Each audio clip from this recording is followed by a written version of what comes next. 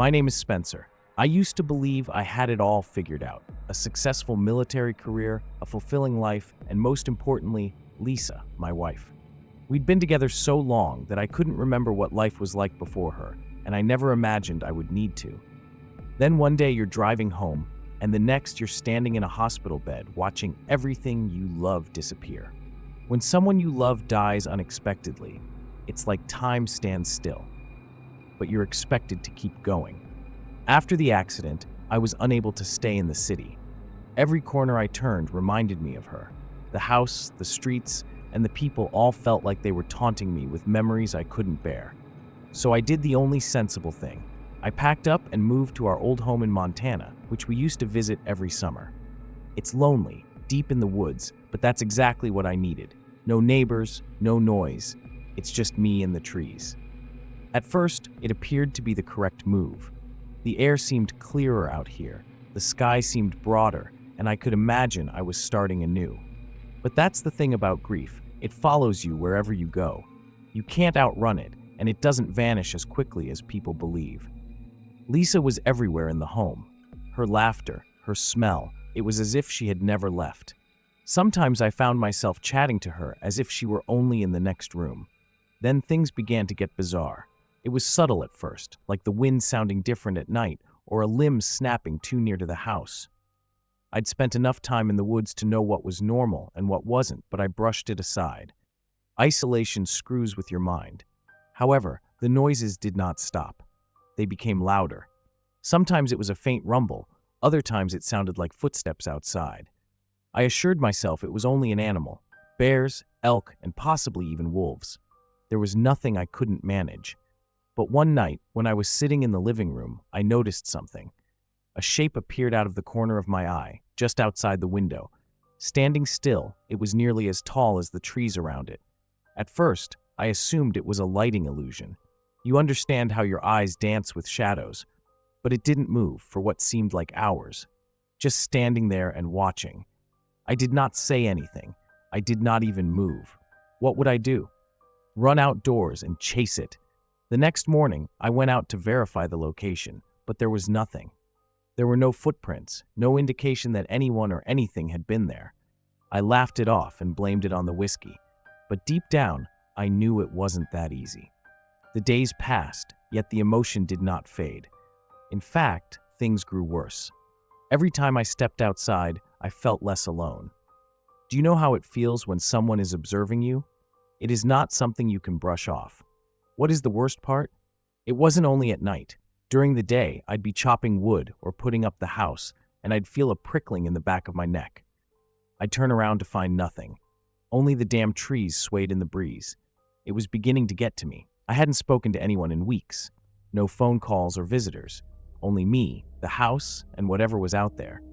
I tried sleeping with the lights on, but that didn't help. The noises outside grew louder. Every night, something creaked, knocked, or shuffled throughout the property. I used to convince myself it was the wind, but now I'm not sure. Then, one night, I heard it again.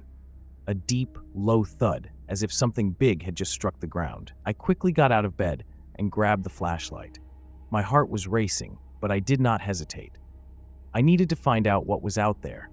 I stepped outside, the ray cutting through the darkness, but the trees gobbled it up. The noises had gone, but the emotion lingered, heavy and crushing, as if I was no longer welcome. I waited on the porch, peering into the woods, waiting for something to show up. But nothing happened. At least not yet. The next morning, I couldn't shake the feeling that something had been out there. I stood on the porch, sipping my coffee, trying to convince myself it was nothing. Just wildlife, maybe a deer wandering too close. But deep down, I knew that wasn't it. There was a heaviness in the air, like the woods had changed overnight. Everything felt different, off.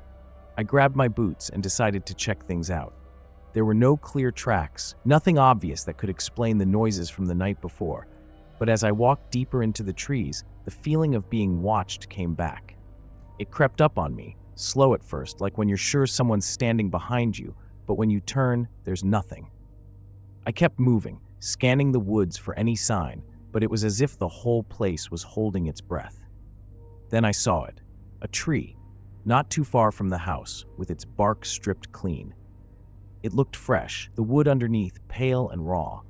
Whatever had done it was strong. There were deep gouges, almost like claw marks, but spaced too far apart to be from any animal I'd seen.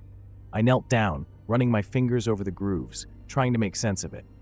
Bears didn't scratch like that. Not here. Not in this way. Back at the house, I sat on the porch again, staring at that tree in the distance. My mind was running in circles, trying to rationalize it. Could have been lightning, maybe even wind, but the marks were too deliberate. That night, the strange noises came back, but this time I didn't bother going outside. Instead, I sat in the living room, lights off, staring out the window. I couldn't see anything in the dark, but I knew it was out there, waiting. A few days passed, and the tension only grew. I couldn't focus on anything else. The marks on the tree, the thuds at night, the sense that something was always watching, it was getting harder to pretend I was just being paranoid. I found myself avoiding going too far into the woods, staying close to the house as if that would protect me. But it didn't. Not really. Then one night, I heard it again. The footsteps. This time, they were closer. I grabbed my flashlight and stood by the window, heart racing. The beam cut through the dark, bouncing off the trees, but there was nothing. No figure, no movement, just that feeling like someone was there. I shut the light off and waited, holding my breath. And that's when I saw it again. The tall shape standing in the distance, right on the edge of the tree line. Still as a statue. I don't know why, but I couldn't move. I just stood there, staring at it, waiting for something to happen. It felt like a challenge, like whatever it was wanted me to come outside. But I didn't. I couldn't. I felt like if I stepped out there, I wouldn't come back. So I stayed put, watching, until eventually the figure faded back into the woods, swallowed by the night. The next morning, I decided to leave. It wasn't the sounds or the figure that pushed me over the edge. It was the fact that I had no answers, no explanation. I didn't know what was out there, and I wasn't willing to find out. I started packing up my things, but something kept pulling me back to the tree with the marks. I couldn't stop thinking about it. Before I left, I decided to take one last look. Maybe there was something I missed. As I walked out to the tree, the air felt heavier than before, like the woods were watching my every step. When I got there, I noticed something new, more marks. This time, they weren't just on the tree. They were on the ground, as if something had been dragged through the dirt. I stood there for a long time, staring at the marks. I knew I should turn around, get in my truck, and leave for good, but I couldn't move. Something about those marks held me there, like I was being pulled into whatever had happened in those woods. I couldn't stop staring at the marks on the ground. It was like something heavy had been dragged, maybe a body, maybe something else. The dirt was disturbed in a way that didn't make sense, too wide for any animal I'd ever seen. My mind raced with possibilities, none of them comforting. But I didn't move. I just stood there, my boots sinking slightly into the soft earth, trying to piece it all together. There was a part of me that wanted to leave, to pack up and drive out of there without looking back. But I couldn't do it. Not yet. Something about those marks felt unfinished, like they were calling me to figure out what had really happened. I'd seen tracks before in the military when we were hunting someone, or worse, being hunted. This felt too familiar. I followed the trail, slowly, my eyes scanning the ground for any clue. The forest was quiet, but not in the way you expect. It was more like the woods were waiting for me to make a move, like they were in on something I wasn't. Each step felt heavier, like I was dragging my own weight along with whatever left those marks behind. About 50 yards in, I saw something strange. There, between two trees, hung what looked like pieces of cloth. Torn, dirty, barely hanging onto the branches like they'd been caught there by accident. I walked closer, reaching up to touch the fabric.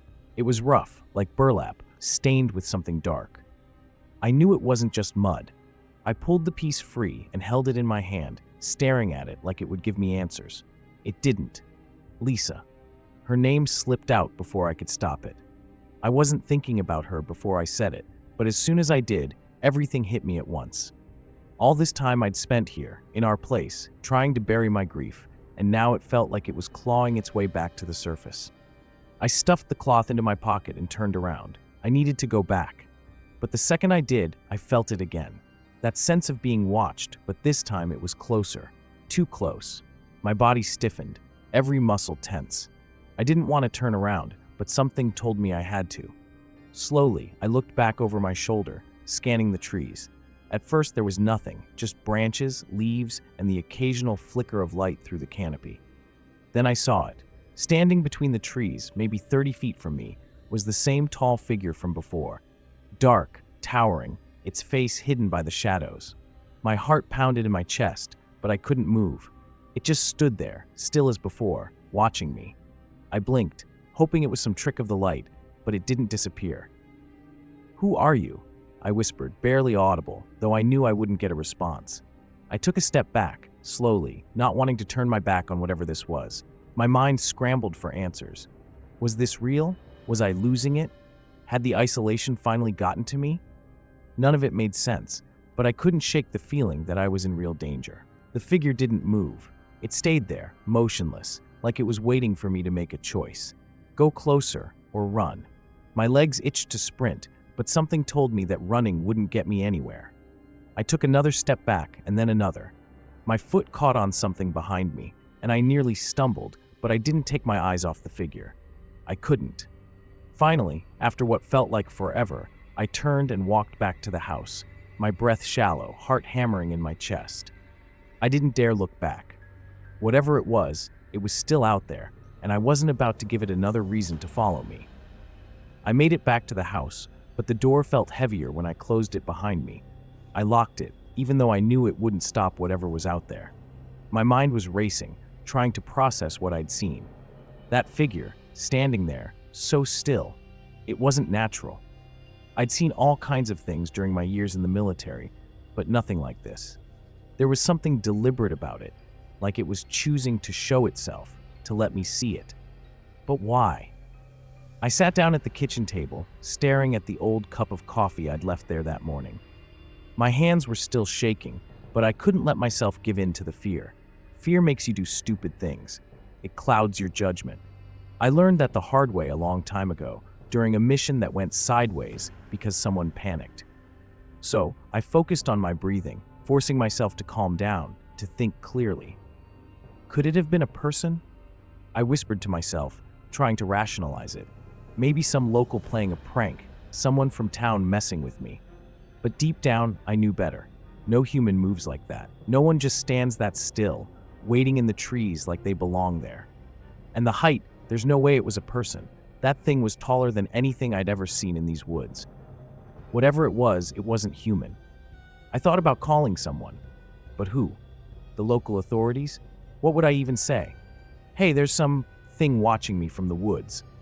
They'd laugh, or worse, think I'd lost it. And maybe I had. Maybe all the time alone was finally catching up with me.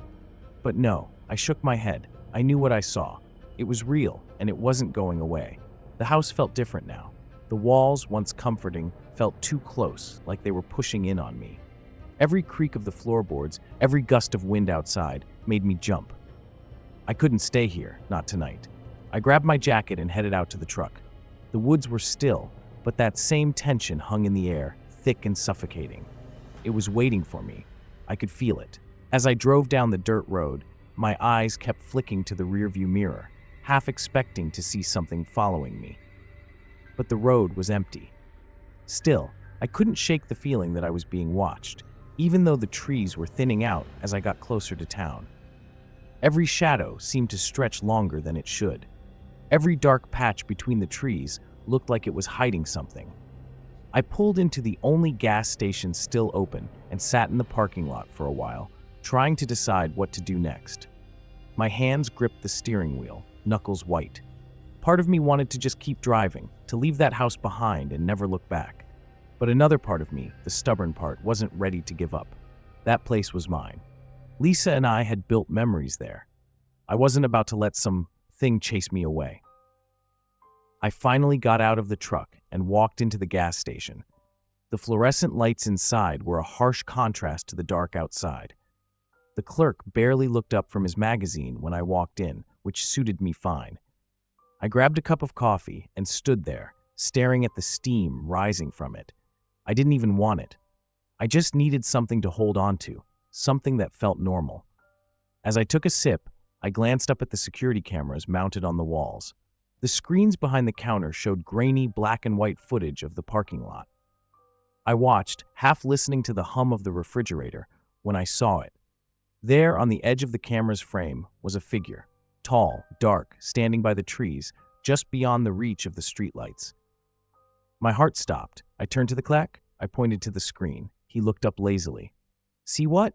"There, by the trees," I said, my voice tight. But when I looked back at the screen, the figure was gone. I stared at the security screen for a long time, waiting for the figure to reappear, but it didn't. The clerk looked at me like I'd lost my mind, shrugged, and went back to his magazine. My heart was still racing, but I couldn't shake the feeling that I had seen it. I knew what I saw. I wasn't imagining things. That figure, whatever it was, had followed me. It wasn't just in the woods anymore. I left the gas station, my coffee untouched, and headed back to the truck.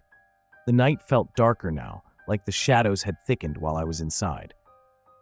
I stood by my truck for a minute, scanning the tree line again, half expecting it to step out from behind one of the trunks, but nothing moved. I got in, locked the doors, and just sat there for a minute, gripping the steering wheel tight enough to hurt. On the drive back to the house, my thoughts raced. I couldn't go on pretending this wasn't real. The figure was something. It wasn't an animal, and it wasn't a person, but it was real, and it was watching me. I tried to think rationally. There had to be some explanation. Maybe it was some drifter, someone living off the grid. But why? And why now, of all times? I pulled up to the house, parking the truck closer to the front door than usual. My headlights cut across the trees, casting long, jittery shadows across the porch. For a second, I thought I saw something move in the distance, but I didn't stick around to check. I rushed inside, slamming the door behind me, my breath heavy, pulse racing. I didn't turn on the lights. I didn't want to see anything outside the windows. Sitting in the dark, I felt more vulnerable than ever. This was supposed to be my safe place, where I could escape the world and everything I lost. Now it felt like a trap. I grabbed a chair, wedged it under the doorknob, and sat down, watching the front door like it was about to swing open any second. For hours, nothing happened. Just the occasional gust of wind, the normal creaks of the house settling. My heart started to slow down, and for a brief moment I thought maybe it was over. Maybe I'd imagined everything, that the stress and grief had finally broken me down. But then came the knock. A single, loud knock echoed from the front door. I froze, every muscle in my body tensing at once. It wasn't a soft knock, not like someone politely tapping. It was firm, deliberate. I stared at the door, waiting for another one, but it didn't come. Just that one knock, like a warning. My mouth went dry. I stood up, moving toward the door without even thinking. My mind was screaming at me to stop, to stay away, but I had to know. I had to see what was on the other side. Slowly, I reached for the door, my hand trembling as it gripped the handle. I leaned in, pressing my ear against the wood, listening. Nothing. No footsteps, no shuffling, no breathing. Just the knock that hung in the air. I held my breath and opened the door a crack, just enough to peek outside. The porch was empty. No one there, no tracks, no signs of life. I opened it wider, stepping out onto the porch. The night was still, and for a moment I thought maybe I was safe. But then I looked down. At my feet, there was something lying on the porch. A small piece of fabric, rough and dirty, the same material I had found hanging in the trees earlier that day. I picked it up, my hands shaking as I unfolded it. Inside, scrawled in what looked like mud, no, not mud, something darker, were the words, "You can't leave." I dropped it like it had burned me and stumbled back into the house, slamming the door shut behind me. That's when I realized I hadn't been running from it. I'd been running to it, and now it wasn't going anywhere. I've been living here, deep in the North Michigan woods, for 6 years. Some individuals struggle with isolation, but for me, it has been a relief. Life out here is simpler. There is no city noise, no continual stream of people. It's just me and the trees, with the occasional deer crossing my route. My days are routine: hunt, gather wood, check the traps, and prepare for the long winter ahead. It's a cadence I've become accustomed to, one that keeps me anchored. But lately, something's been off. It started a few weeks ago when I found these footprints. At first glance, they looked like animal tracks, but they were too big, too unnatural. I know this forest like the back of my hand. There's nothing out here that leaves prints like that. I told myself it was just my imagination, maybe the snow playing tricks on me. But the more I thought about it, the more it stuck with me.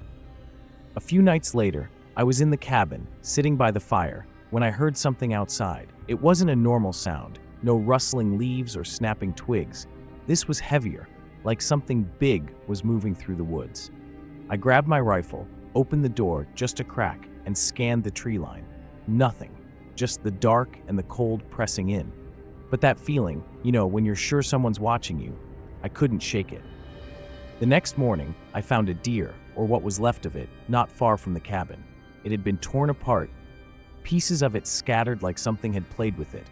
I've seen predators kill, but this was different. There was no sign of a struggle, no blood trail.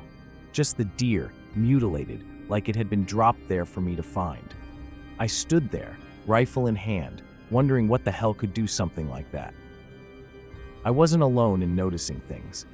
A few days after finding the deer, I went to check on Amos, the only neighbor I've got out here. He lives about 5 miles north, even deeper into the forest.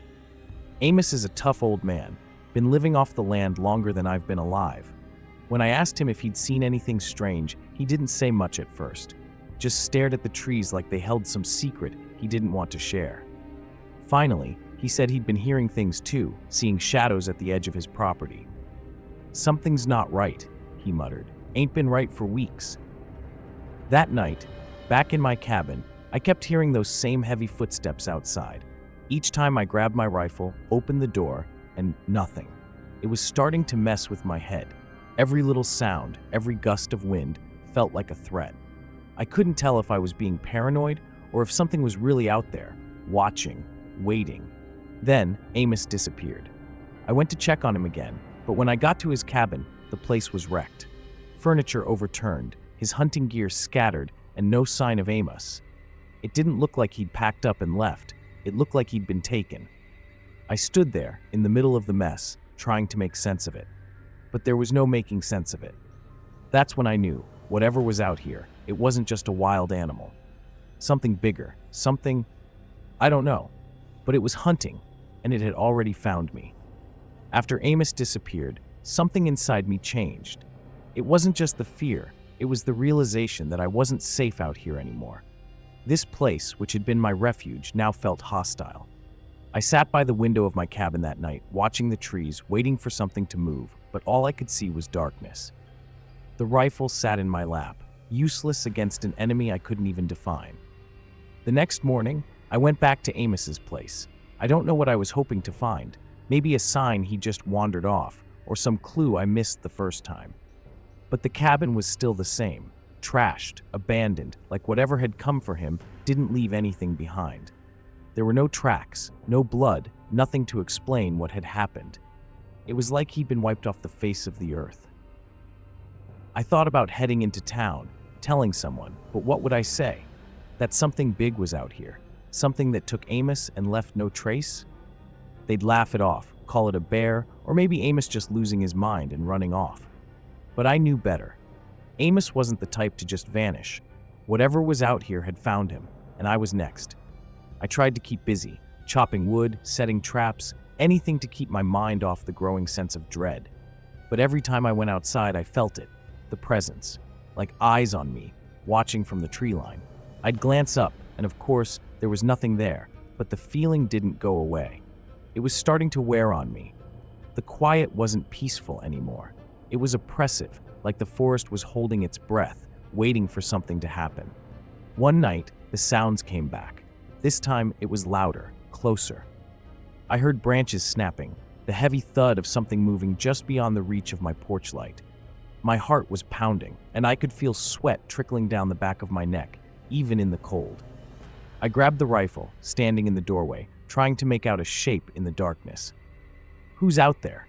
I yelled, but my voice felt small, swallowed by the night. No response, but the noises didn't stop. They circled the cabin, slow and deliberate, like it was testing me. I fired a shot into the trees, hoping to scare it off, but whatever it was didn't care. It kept moving, pacing just beyond my sight, never showing itself, but never leaving either. I sat there with the rifle, waiting for dawn, my body tensed for something that never came. By morning, the forest was still again, like nothing had happened. I stepped outside, half expecting to see tracks or damage to the cabin, but there was nothing. Just the lingering sense that something had been out there, watching me all night. I knew I couldn't stay. Whatever was out there wasn't going to stop until it got what it wanted. I packed up what I could, rifle, some supplies, and decided to leave. I didn't have a destination in mind, just away from this place. The forest had become too quiet, too empty. It wasn't just the absence of Amos or the strange noises. It was something deeper, like the woods themselves had changed, turned against me. But as I walked toward the road, that feeling crept back, the eyes, the watching. And this time, I didn't need to turn around to know it was still out there, following me. By the time I reached the main road, I was exhausted. Not physically, but mentally. It's the kind of tired that sits heavy on your chest, a weight that doesn't go away with sleep. The kind of exhaustion that settles in after you've been on high alert for too long. My legs moved on their own, but my mind was somewhere else, replaying the last few days over and over, trying to make sense of it all. I kept thinking about Amos. One minute, we're talking about shadows in the woods, and the next, he's gone without a trace. No sign of him, no tracks to follow, nothing, and I was starting to feel like I might be next. The thought kept creeping in, every time I heard a rustle in the trees or saw movement out of the corner of my eye. I couldn't shake the feeling that whatever took Amos was following me too. I tried to keep my focus on the road ahead, but my mind wouldn't let up. Every time I glanced over my shoulder, I expected to see something. A figure, a pair of eyes gleaming in the dark. But there was nothing. Just the empty woods, stretching out for miles. It was worse that way, the not knowing. It makes you question your sanity, makes you wonder if any of it was real.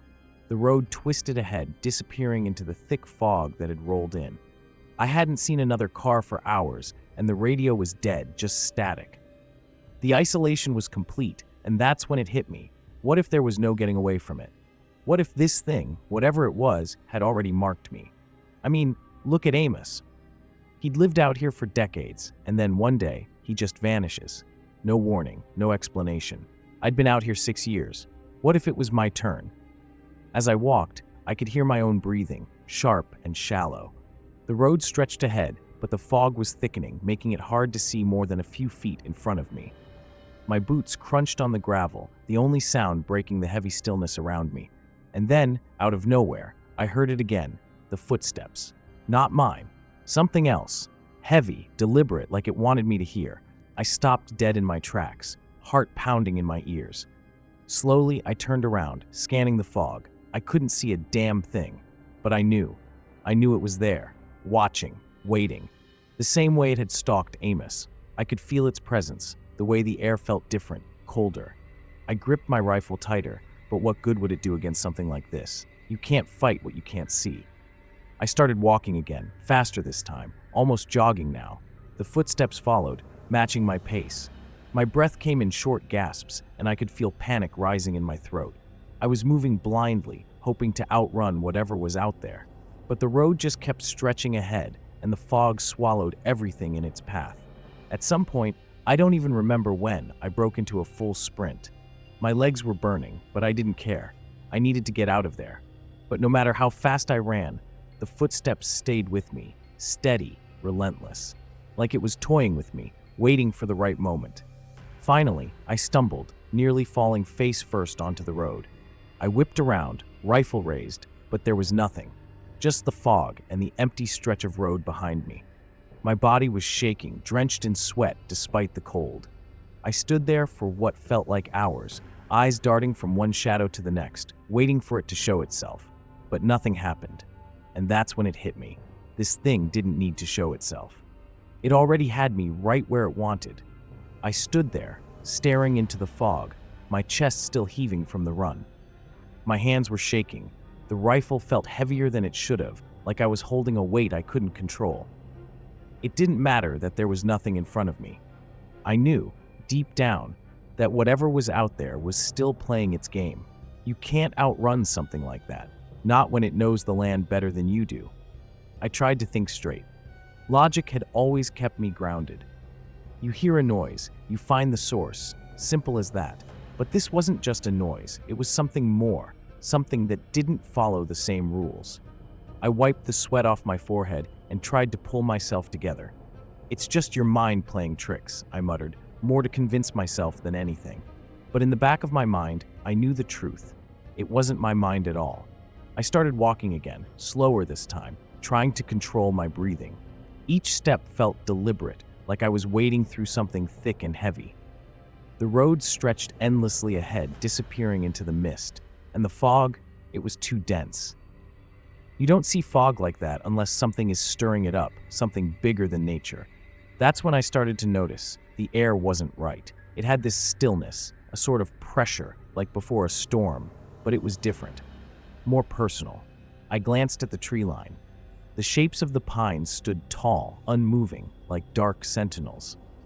That feeling came over me again, the sense of being watched, not just by one set of eyes, but by many. It's unsettling, you know? Like when you're a kid and you wake up in the middle of the night, certain something's lurking in the closet, but you're too scared to open the door. Except this time, I wasn't a kid, and there wasn't a door to open, just miles of empty road and those damn trees. Suddenly, the footsteps came back. They weren't behind me this time, though. No, they were off to my right, in the woods, keeping pace with me, hidden just enough to stay out of sight. I stopped. The footsteps stopped. I moved. They moved. My heart raced, pounding so hard I could feel it in my ears. This thing, whatever it was, wasn't hiding anymore. It was letting me know it was there, and it was waiting for me to figure out what came next.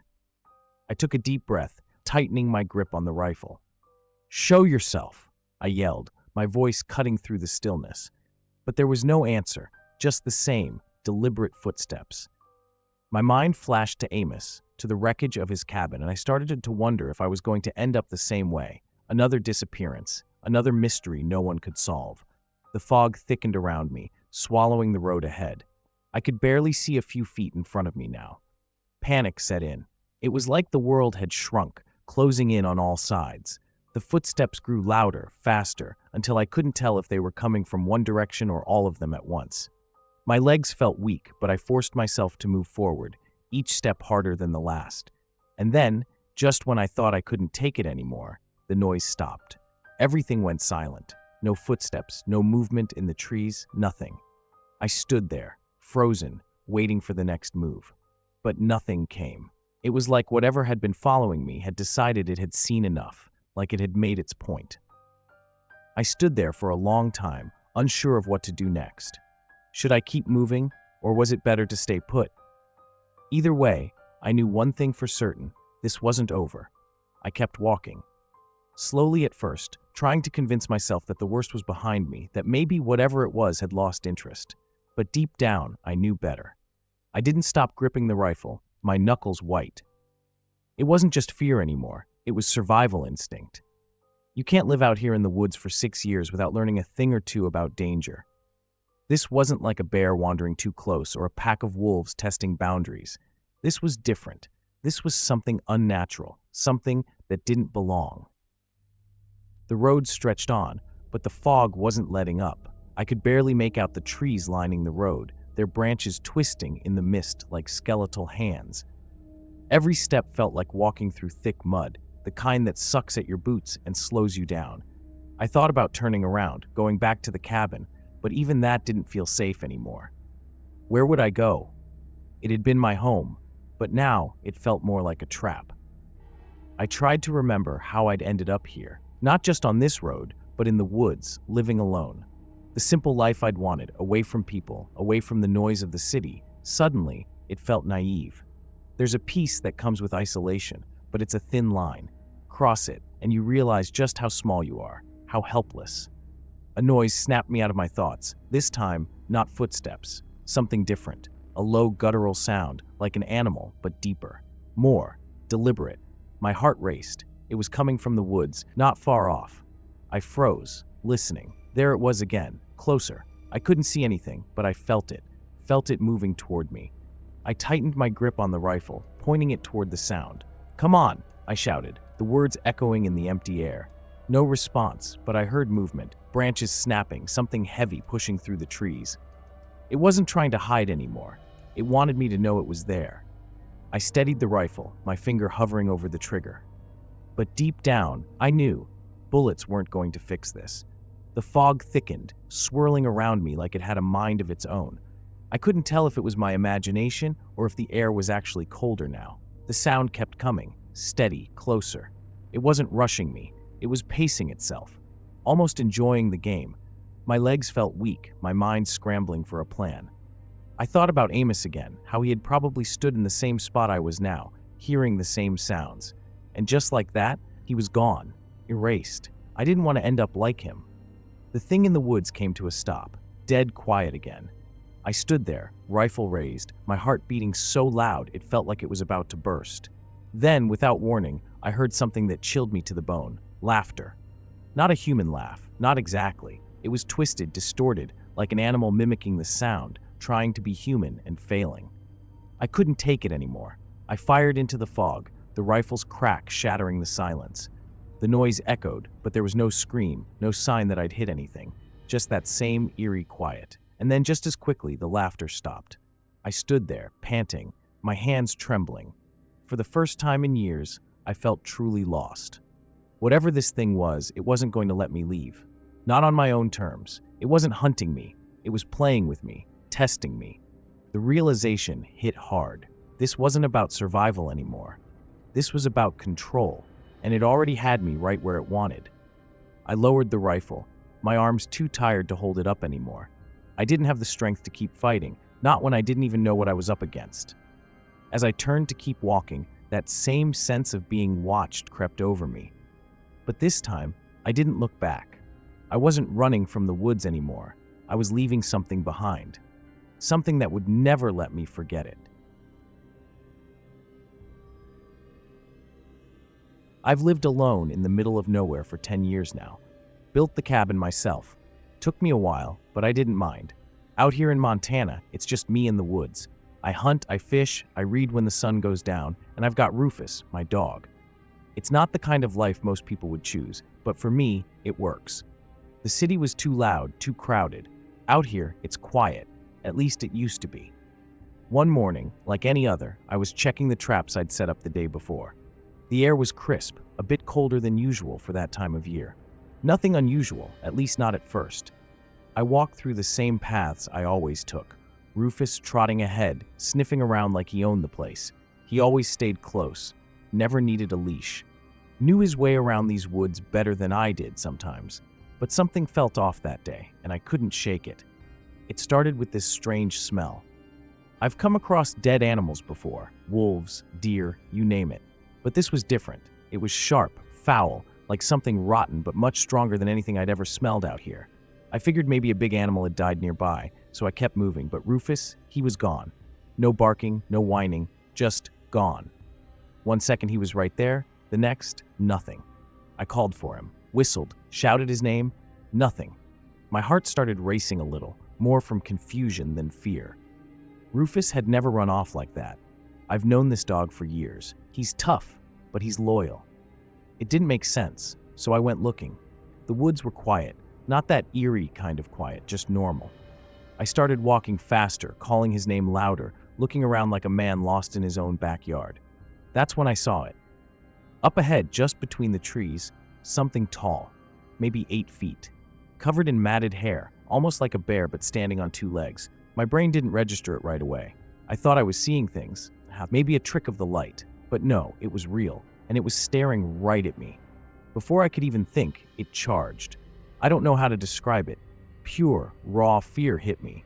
I ran. Hell, I ran faster than I thought my legs could move. But it was fast too.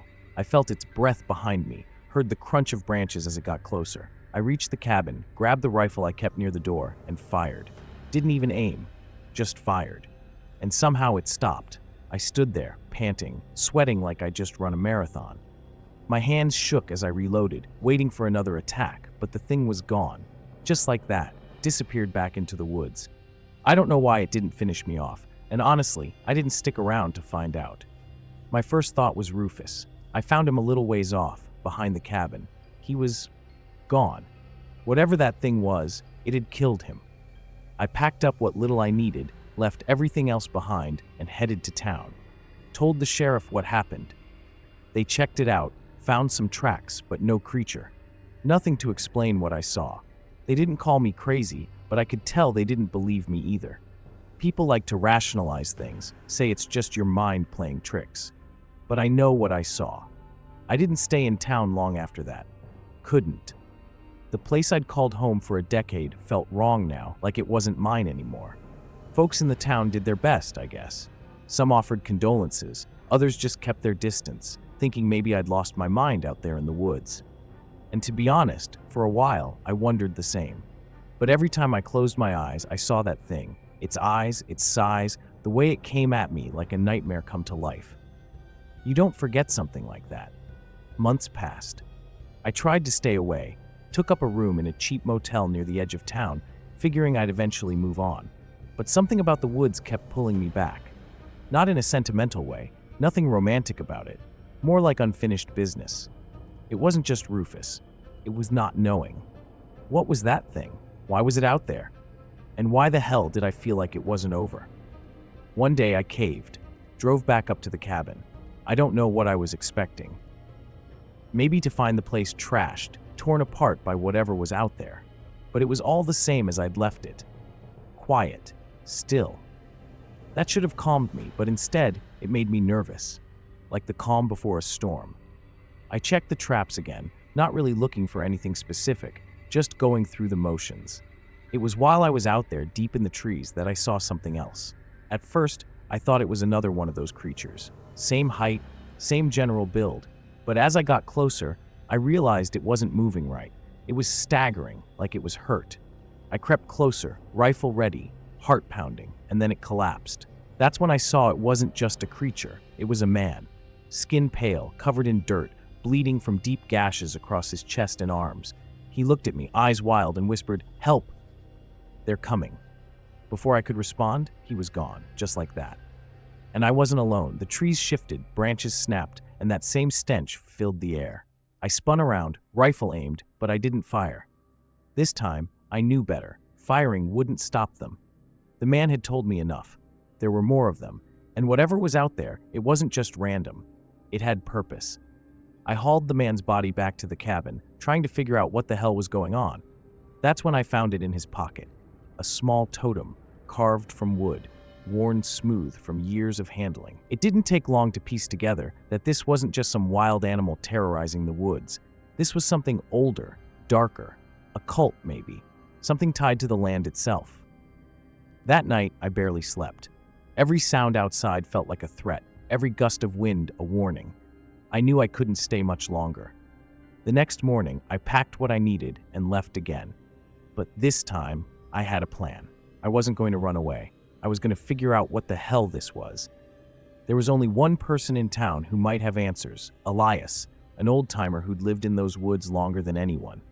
Rumor was he'd seen things too, things people didn't talk about. I found him sitting on his porch, smoking a pipe, like he'd been waiting for me all along. "I figured you'd come sooner or later," he said, his eyes never leaving the horizon. He knew about the totem. He knew about the creatures. He knew more than he let on, and when I asked him to help me, he didn't hesitate. "You want to end this? We have to go back to where it started." He spoke like a man resigned to his fate, like he'd been waiting for someone to show up and drag him back into the nightmare he'd escaped long ago. That's when he told me about the cave, the place where the totem was carved, where the creatures were born. It was deep in the forest, past where anyone sane would go. But I wasn't feeling sane anymore. I was feeling desperate. Elias didn't waste time. He had me meet him early the next morning, just as the fog was starting to lift off the treetops. He didn't bring much: a small satchel, an old flashlight that barely looked functional, and a hunting knife that had seen more years than I had. "It's not about the gear," he said when I asked if we should bring more. "It's about knowing where you're going." The drive up was quiet, both of us lost in our own thoughts. I kept replaying everything that had happened since Rufus died, trying to make sense of it. But the more I thought about it, the more the pieces refused to fit. Elias seemed calm, though. Too calm, like a man who'd been down this road before and knew what waited at the end. We left the truck about a mile from the cabin and started hiking into the deeper woods. It was different this time. The trail felt unnatural. The trees seemed closer together, the light barely breaking through the branches. Elias kept his pace steady, though, like he knew exactly what was ahead. After about an hour of walking, he stopped and pointed ahead. "There," he said, his voice low. "The cave." It was barely visible, hidden by thick brush and overgrowth, like nature itself was trying to bury it. I didn't feel any immediate dread, no sense of impending doom, but there was something off, a wrongness in the air that made my skin crawl. Elias didn't hesitate. He pulled out a small candle from his bag, lit it, and walked straight into the mouth of the cave, like it was an old routine. Inside, the walls were damp, slick with moss, and something else I couldn't identify. The smell was worse, like wet earth mixed with rot. But it wasn't the stench that bothered me. It was the carvings. All along the walls, there were symbols, strange and jagged, unlike anything I'd ever seen. Elias ran his hand over one of them, nodding to himself. "These are old," he muttered. "Older than this town. Older than most things." He didn't have to explain further. I could feel it now, the weight of whatever this place was, pressing down on me. It wasn't just a cave. It was a shrine, maybe even a tomb. Elias motioned for me to follow him deeper. "We're not here for the symbols," he said. "We're here for what they're keeping in." That's when I heard it, a faint rhythmic sound, like someone breathing heavily, but far too slow, too deliberate to be human. My mind flashed back to the creature I'd seen in the woods, the way it moved, the way it watched me. Elias noticed the look on my face and gave a grim smile. "You've seen one, haven't you?" I nodded, my throat dry. "What are they?" He didn't answer right away. Instead, he stopped in front of a large stone slab at the back of the cave. "This is where they come from. The totems, the creatures, all of it. It's tied to this place." He set the candle down and reached into his bag again, pulling out a small wooden figure, identical to the one I'd found on the dead man. Before I could ask him what he planned to do, the ground beneath us shifted, like something deep below was waking up. The rhythmic breathing grew louder, more distinct. Elias looked at me, his eyes hard. "Once we do this, there's no going back." I didn't need him to explain. I already knew. Whatever lived here, whatever was tied to the totems, it wasn't just going to let us walk away. But I wasn't about to back down now. Not after everything. I gave him a nod, gripping the rifle in my hands just a little tighter. Elias placed the totem on the slab and took a deep breath. "Stay close," he warned. As soon as the totem touched the stone, the cave seemed to come alive. The walls pulsed, the carvings glowing with a sickly light. And then I heard it, a sound so low and guttural it made my bones vibrate. Something was moving in the darkness beyond the slab. Something big. I raised my rifle, heart racing, but Elias didn't seem scared. He just stared into the shadows, waiting. As the low growl echoed through the cave, I could feel the ground trembling beneath me. It wasn't just the sound. It was like the darkness itself was moving, alive and aware. My grip tightened around the rifle as I exchanged glances with Elias. His face was calm, focused, as if he had seen this all before. "Stay steady," he instructed, his voice firm but low. "Whatever comes out of there, we need to be ready." I couldn't shake the feeling of dread. This wasn't just a wild animal. It felt far more sinister. Images of that night with Rufus flashed through my mind. Those eyes, that twisted form. It felt like whatever we were about to face was tied directly to him, to the horrors he had witnessed. "What exactly are we dealing with?" I asked, trying to keep my voice steady. Elias took a deep breath, weighing his words. "Something ancient. It feeds off fear and pain. The people in this area have known about it for generations, but have never been able to confront it. This cave, it's its home, a threshold between our world and something much darker." The shadows began to shift, and a low, wet sound seeped from the darkness. My heart raced. Was this what Rufus had faced? Did he ever get a chance to fight back? "We can't let it get out," I murmured, my voice barely a whisper. Elias nodded, his expression serious. "We'll hold the line. But if it comes, don't hesitate. We fight until the end." A figure began to emerge from the shadows. It wasn't clear at first, just a mass of darkness twisting and writhing. The candle flickered, casting eerie shadows on the walls. Suddenly, a set of glinting eyes pierced through the dim light, locking onto mine. I felt the hair on my arms stand up. It was like staring into the depths of a nightmare. "Elias," I choked out, but he remained silent, eyes fixed ahead. The creature stepped into the light, revealing a shape that was both terrifying and grotesque. It looked like a blend of human and beast, its skin a sickly gray, stretched tight over bone. My mind screamed for me to run, but my feet felt rooted to the ground. "What do you want?" I yelled, my voice cracking. The creature tilted its head, almost curiously, as if it were weighing my fear against something deeper. A guttural sound rumbled from its throat, not quite a word, but an echo of something ancient. My mind raced. This was not just a creature, it was a manifestation of every horror the town had ever faced. In that moment, I remembered the stories I'd heard growing up, tales of lost souls wandering the woods, of hunters who had vanished without a trace. This was the embodiment of those legends, and now it was here, right in front of us. "Elias!" I urged again, more desperate this time. "What do we do?" He stepped forward, brandishing his knife, his resolve unwavering. "We confront it. Fear is its weapon, and we can't let it take us." The creature lunged, a terrifying blur of motion. I raised my rifle, heart pounding, but Elias shouted, "No! Aim for its essence!" I hesitated, confused by his words. Suddenly, the shadows around the cave began to shift again, and I felt a chill run through me. Was it drawing strength from our words or preparing to strike? "Elias," I whispered, not daring to break my gaze, "what if it doesn't want to change? What if it thrives on the chaos?" He nodded, understanding the weight of my fear. "Then we'll fight," he said quietly, his resolve unwavering. But something about the creature changed. Its gaze softened, and the air felt charged with possibility.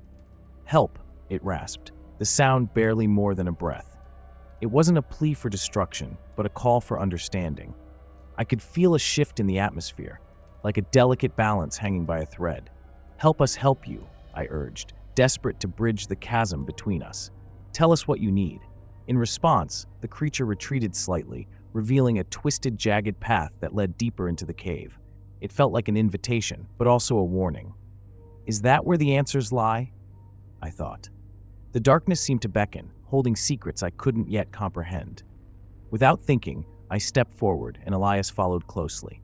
As we ventured deeper, the light from the entrance faded, replaced by a faint, eerie glow ahead. Each step echoed, amplifying the sense of dread that hung over us. I could hear my heart pounding, a drumbeat against the unknown.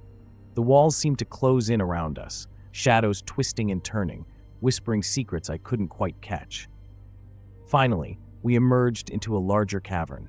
There, I saw remnants of what looked like an ancient ritual, a circle etched into the stone, surrounded by symbols I recognized from local folklore. "This is the source," I murmured, piecing together what Rufus had tried to explain. "It's tied to everything that's happened." But just as the realization struck, the cave trembled violently. A deep voice resonated from the walls, speaking words that felt familiar yet foreign. "You come seeking answers, but you tread upon sacred ground."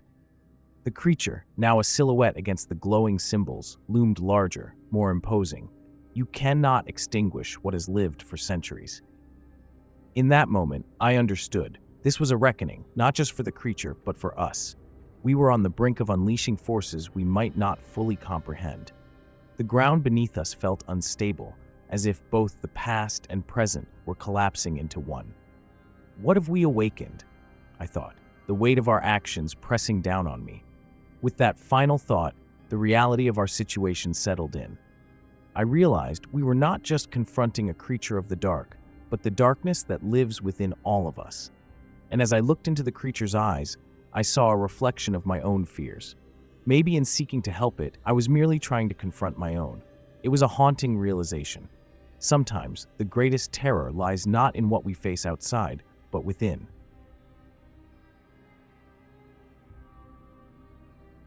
I left the chaos of city life behind. The noise, the crowded streets, the endless rush, it all faded into a distant memory as I drove deeper into the Ozark Mountains. I found solace in a little cabin, nestled between towering trees, where the only sounds came from the rustling leaves and my dog Rufus scampering around.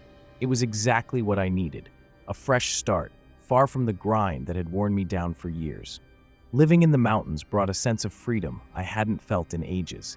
I relished the simple joys, waking up to the smell of pine, brewing coffee on my tiny stove, and watching the sunrise paint the sky in shades of orange and pink. Rufus loved it too, bounding through the underbrush, chasing squirrels and barking at the birds. He was my faithful companion, always there with a wagging tail when I needed a reminder that life could still be good. But as the days turned into weeks, I started to notice odd things. One evening, after a long hike, I returned home to find one of my traps for small game had been destroyed. It lay crumpled on the ground, its metal teeth twisted as if something had fought against it. At first, I dismissed it as a freak accident, maybe a raccoon or a deer. But deep down, a nagging feeling took root. Was I truly alone out here? The nights became restless. What began as a gentle rustling outside my window morphed into something more unsettling. I would lie in bed, heart racing, straining to hear over the soft patter of Rufus's paws on the wooden floor. He seemed to sense it too, often staring at the door, ears perked, ready to spring into action. I kept telling myself it was just my imagination. Isolated living can play tricks on the mind. But every flicker of movement beyond the cabin felt like a silent warning. Then there were the shadows. I would catch glimpses of them flitting between the trees, too quick to be real, yet too vivid to ignore. One night, I stood on the porch, holding my breath, trying to convince myself it was nothing more than the play of moonlight through branches. But the feeling of being watched gnawed at me. "Get a grip, Silas," I muttered to myself, but even my own voice felt hollow in the night. Rufus barked sharply one evening, drawing my attention to the forest's edge. I squinted into the darkness, but saw nothing. "What's out there, buddy?" I asked, feeling a chill run down my spine. He looked back at me, confusion etched across his face as if he too couldn't decipher the creeping dread. That bond between us had always provided comfort, but now it felt like we were both on edge, sharing an unspoken fear. As the days went by, the unsettling occurrences multiplied. I found strange markings in the dirt near the cabin, deep scratches, as if something had clawed its way through the earth.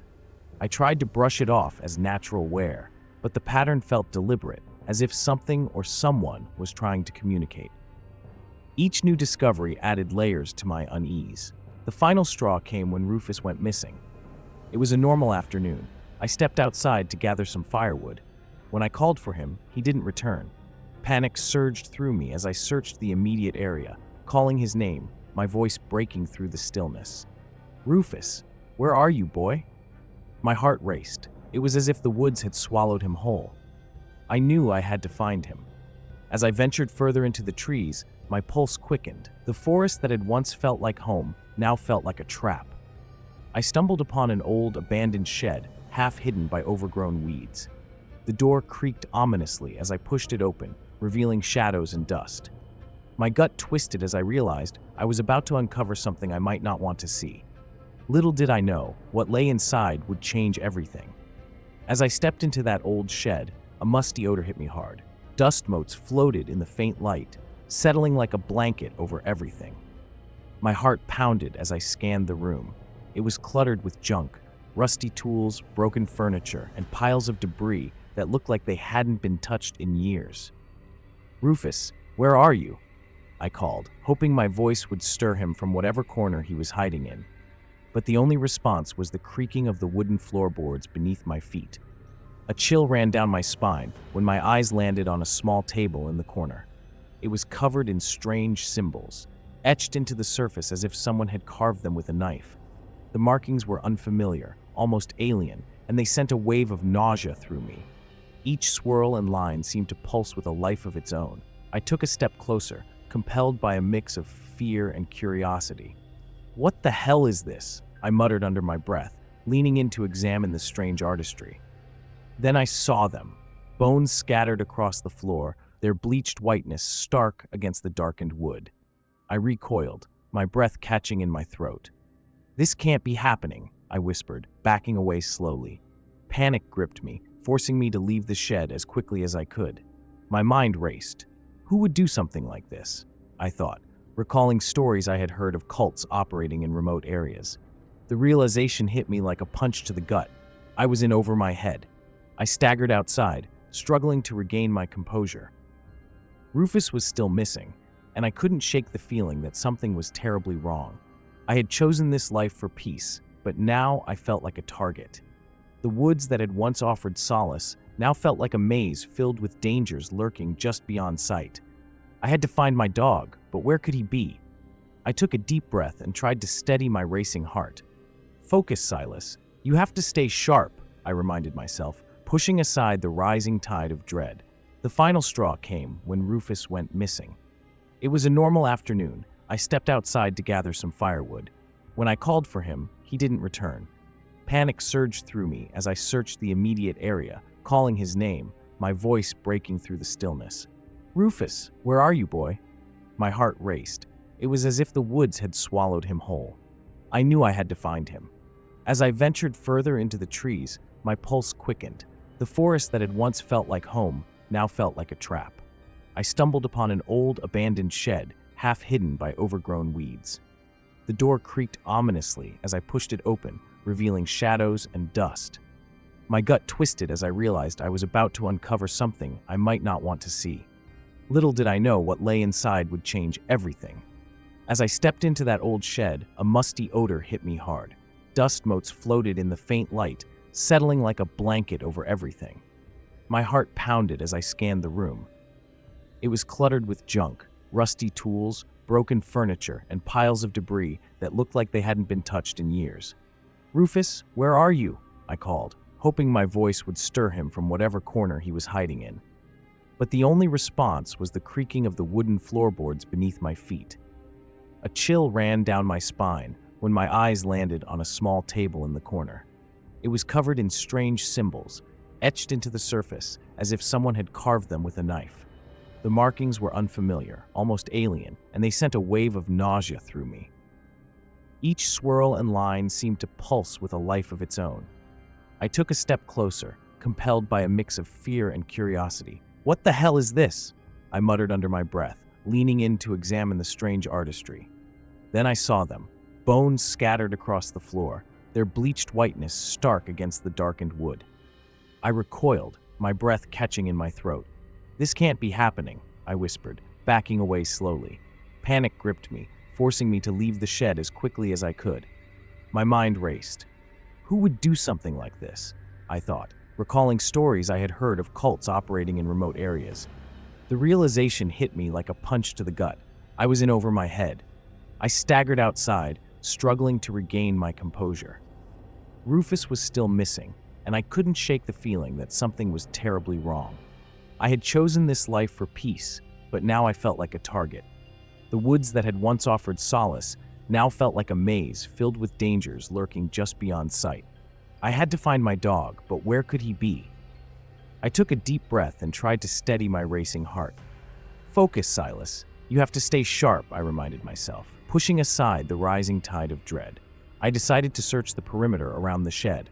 As I walked, I noticed the same strange symbols etched into the trees, as if marking a path. They looked almost ritualistic. "Is this some kind of sick joke?" I asked aloud, feeling foolish for even considering the possibility. Yet the marks were real, and I couldn't ignore them. Each step felt heavier, the air thick with anticipation. I followed the symbols deeper into the woods, each one more disturbing than the last. Suddenly, I heard a rustling behind me. I spun around, but nothing was there, just the trees standing guard over my sanity. "Rufus," I shouted again, my voice echoing through the emptiness. As I turned back to the path, I spotted a flicker of movement. My heart skipped a beat. Was it him? I darted forward, but as I got closer, the figure melted away into the underbrush. I cursed under my breath, frustration mixing with fear. It felt like the forest was playing a cruel game, taunting me. After what felt like hours, I stumbled upon a small clearing. In the center stood an altar, crudely made from rocks and surrounded by more bones, human bones. I felt sick. I crouched down, horrified, trying to make sense of the nightmare unfolding before me. This can't be real, I thought, my mind racing. I was standing in the middle of something dark, a place where the living should not tread. The symbols continued here, etched into the stone like a warning. Then I heard it. A low growl rumbled from the shadows, freezing me in place. My blood ran cold as I slowly turned to face the source of the sound. The creature emerged, its eyes glowing in the dim light. It was massive, with matted fur and razor-sharp teeth. I stumbled back, instinct kicking in. "What do you want?" I shouted, but deep down, I knew it was no use. It wasn't looking for conversation. My instincts screamed for me to run, but the creature was already closing in. Every muscle in my body tensed, ready for a fight or flight. This isn't happening, I thought, panic gripping me tightly. I could hear Rufus's bark echoing in my mind, urging me to find him.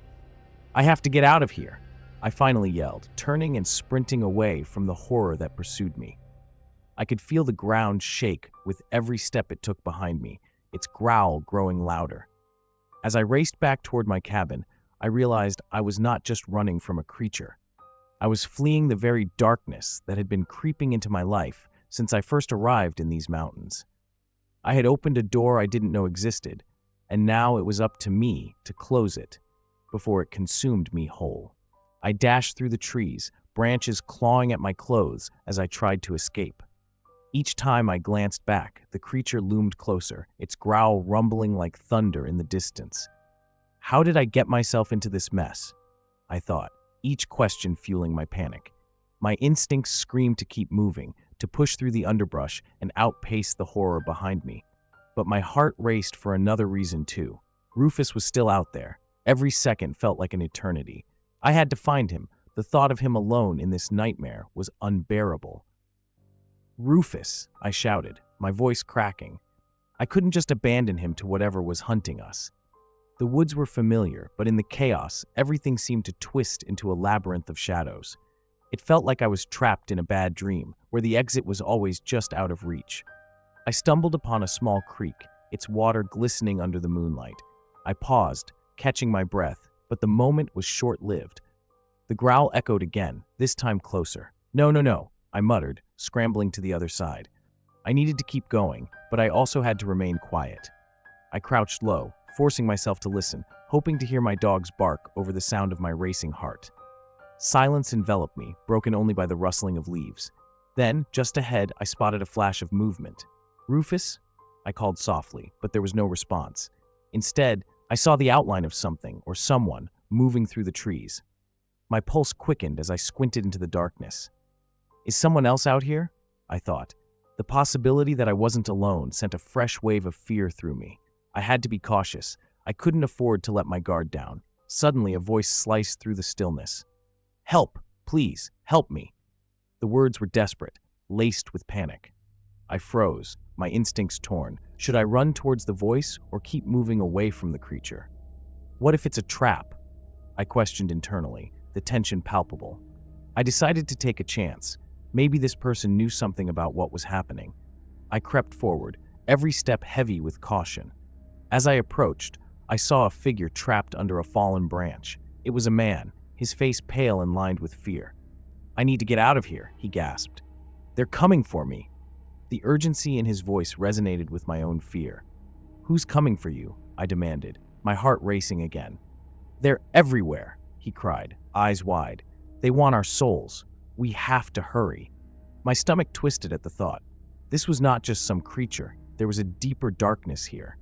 I knelt beside him, trying to help lift the branch, but the weight was too much. "I can't leave you," I said, but I felt the pull of danger behind me. I had to make a decision. With a final heave, I freed the man, and together we stumbled into the night. "Thank you," he panted, eyes darting around. "We have to keep moving. They won't stop." I nodded, but I still had questions. "What do you mean by they?" I pressed, trying to keep my voice steady. He glanced back, his face pale. "You wouldn't believe me if I told you." As we ran, I could feel the presence behind us. The creature was still on our trail, hungry and relentless. I could sense the weight of dread in the air as we dashed through the forest, dodging branches and rocks. I turned to the man, desperate for any information that could help us. "Do you know a way out?" I asked, breathless. He shook his head, panic in his eyes. "Just keep moving," he urged, urgency spilling from his voice. The forest felt like it was closing in, shadows twisting into shapes that sent chills down my spine. I had no idea where we were heading, but I knew we couldn't stop. This isn't just about survival, I thought. It's about uncovering the truth of this place. Whatever darkness lay ahead, I was determined to confront it, whatever it took. We ran through the darkness, breath coming in short gasps. My mind raced as I glanced at the man beside me. "What's your name?" I asked, desperate for connection amidst the chaos. "Eli," he replied, his voice shaky. "I was camping nearby when they came." I could see the fear etched on his face, a mirror of my own terror. "What do you mean by they?" I pressed, hoping for clarity. Eli looked over his shoulder, as if expecting to see something lurking behind us. "It's not just one thing," he said, swallowing hard. "They're like shadows, always shifting. They draw you in, and then they feast on your fears." His words sent a chill down my spine. I couldn't shake the feeling that this was more than just a wild animal. This was something deeper, something connected to the very essence of these woods. "I thought I was safe," he continued, his voice barely a whisper. "I've been out here before, but this time felt different. The trees seemed to watch me, almost as if they knew what was coming." I could relate to that. We often ignore the signs when we're in familiar places, don't we? We let our guard down, thinking we know every twist and turn, only to find ourselves ensnared in a web of darkness. Suddenly, a rustle nearby caught my attention. My heart raced as I turned, expecting the worst. "Did you hear that?" I whispered, eyes wide. Eli nodded, tension coiling in the air. We pressed on, but the feeling of being hunted clung to us. Every snap of a twig made my skin crawl. "We need to find shelter," I muttered, scanning the trees for any sign of safety. "There's an old ranger station not far from here," Eli suggested, his eyes brightening for a moment. "If we can make it there, we might find something to defend ourselves." Hope flickered inside me, and I clung to it like a lifeline. "Lead the way," I urged, following his lead. The thought of reaching that station was our only solace. As we moved, I couldn't shake the feeling that we were being watched. Shadows flitted between the trees, and I felt a sense of urgency. "What if we don't make it?" I asked, my voice trembling. Eli paused, meeting my gaze. "We have to try. We can't let them take us." His resolve ignited something within me. I had to fight, not just for myself, but for Rufus too. Every footfall seemed to echo, amplifying the fear that enveloped us. We stumbled upon a clearing, and in the center stood the dilapidated ranger station, its door hanging off the hinges. I glanced at Eli. "What if they're already inside?" I questioned, dread creeping in. He shrugged, his bravado wavering. "There's only one way to find out." Together, we approached the entrance, the air thick with uncertainty. I peered through the broken window and saw remnants of what was once a hub for rangers. Old maps lay strewn across a dusty table, and rusted tools hung crookedly on the walls.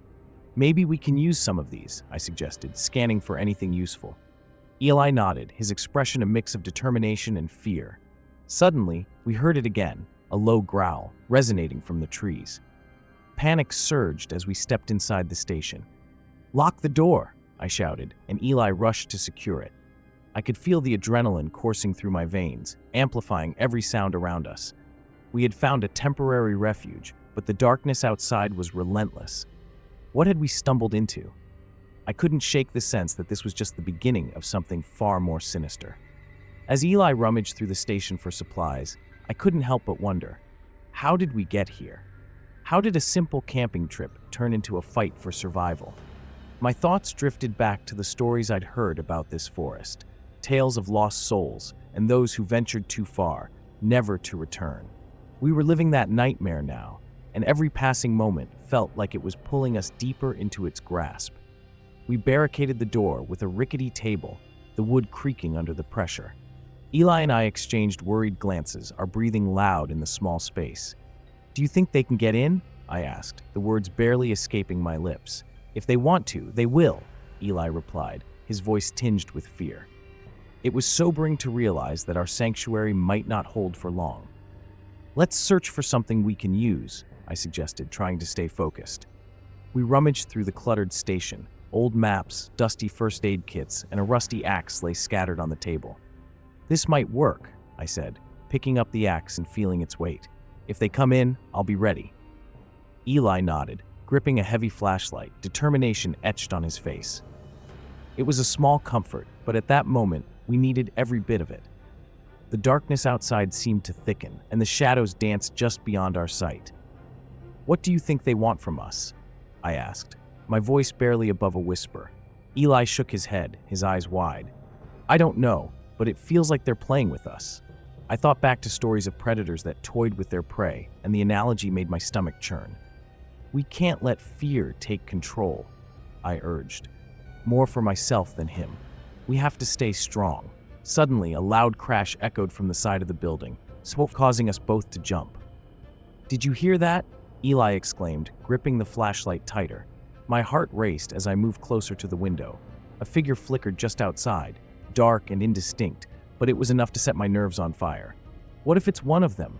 I asked, my voice shaky. I can't see, Eli said, trying to peer through the grime-covered glass. We need to keep our wits about us. As we crouched by the window, the shadows began to twist and shift, blurring the line between reality and nightmare.